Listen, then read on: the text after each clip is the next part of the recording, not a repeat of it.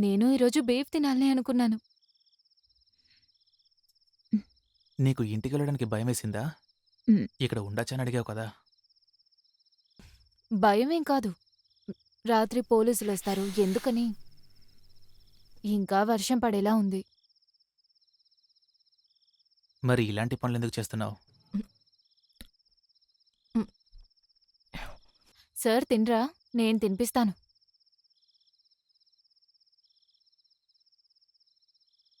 హ్మ్. ప్రేమ, నిజంగా నిన్ను చూస్తుంటే అలాంటి అమ్మాయిలా కనపడ్డం లేదు. చూడ్డానికి టీచర్‌లా ఉన్నావు. ఆ ఆలోచనే సమస్య. ఏమీ అనిపించలేదంటే సమస్య ఉండదు. హ్మ్. నువ్వేం చదువుకున్నావు? డిగ్రీ.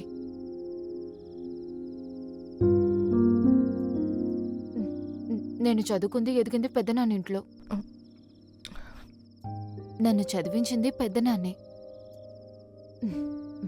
నేను డిగ్రీ పాసవ్వడం, పెద్దనాన్న చనిపోవడం ఒకేసారి జరిగింది. పెద్దనాన్న చనిపోయాక నన్ను చూసుకునేవాళ్ళు ఎవరూ లేరు. మధ్యలో నేను లవ్ కూడా చేశాను.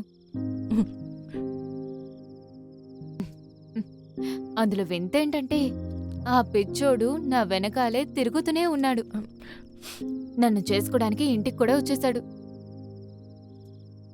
వాడు చాలా డబ్బున్నోడే. హ్మ్. హ్మ్. చూడ్డానికి అందంగా ఉంటాడు. వాడు చెన్నైలోనే వర్క్ చేస్తున్నాడు. వాళ్ళు పెద్దగా ఏమీ ఎంక్వైరీ చేయకుండా పెళ్లి చేసేశారు.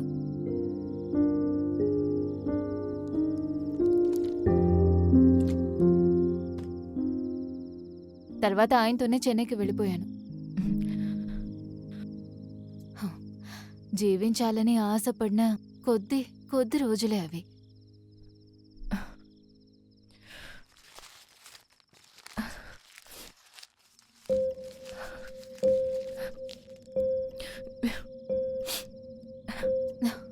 అక్కడికి వెళ్ళాక నన్ను అమ్మేశాడు.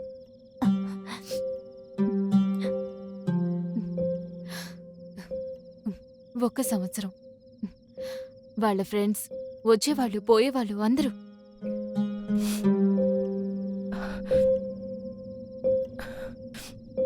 ఒక రాత్రి నన్ను ఎక్కడో వదిలేసి వెళ్ళిపోయాడు. మీరు కూడా అడిగారు కదా ఎందుకు ఇలాంటి పనులు చేస్తున్నావని. వాడు నన్ను వదిలి వెళ్ళిన ఆ రాత్రి హ, ఎక్కడికి వెళ్ళాలి, ఏం చేయాలి, ఏమీ అర్థం కాని ఆ సమయంలో హ, నాకు తోడుగా ఉన్నది అక్కడున్న ఊరు కుక్కలే. ఏ రోజు డీసెంట్గా ఉన్న వాళ్ళందరూ నా చీర పట్టుకొని లాగిన వాళ్లే.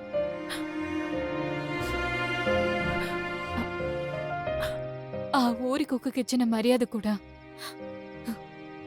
నాకు వాళ్ళు ఇవ్వలేదు.